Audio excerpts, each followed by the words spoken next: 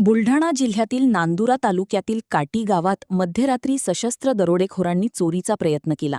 या घटनेदरम्यान दरोडेखोरांना पकडण्याचा प्रयत्न करणाऱ्या रायसिंग सीताराम सोळंके वय 50 यांच्यावर चाकूने हल्ला करण्यात आला. गंभीर जखमी झालेल्या सोळंके यांचा उपचारादरम्यान मृत्यू झाला. मिळालेल्या माहितीनुसार रात्री साधारण 1 ते 2 वाजण्याच्या सुमारास 3 ते 4 सशस्त्र दरोडेखोर काटी गावात दाखल झाले.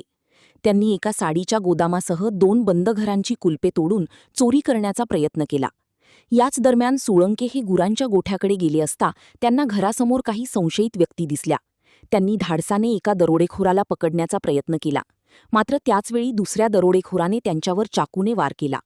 हल्ल्यात गंभीर जखमी झाल्यानंतरही सोळंके यांनी आरडाओरड केली.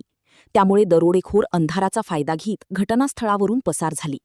घटनेची माहिती मिळताच मलकापूर ग्रामीण पोलिसांचे पथक गावात दाखल झाले असून दरोडेखोरांचा शोध घेण्यासाठी तपास सुरू आहे.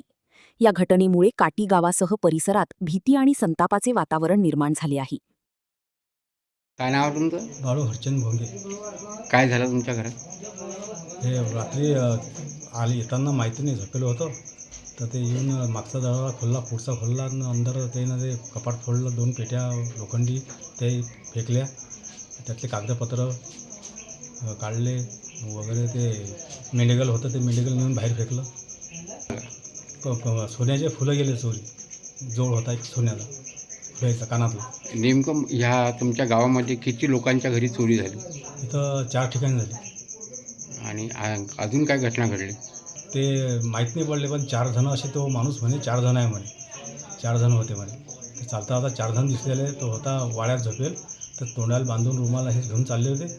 तर रस्त्यानं कुत्रे भुकत होते. त्यानं उठून पाहिलं तर त्यानं काळी फेकून मारली. एकाले कोण आहे तो बोलला नाही. त्यानं काळी फेकून मारली. तर मग स्वतः जोय गेला आणि त्याला पकडलं. पकडताना तो मागचा आला आणि त्यानं डायरेक्ट वार केले. तर त्याचा आवाज बंद झाला. चोराले म्हणून. मग शेजारचे कोणी काही उठलं नाही लवकर. 2 ते 2:30 वाजताची घटना आहे.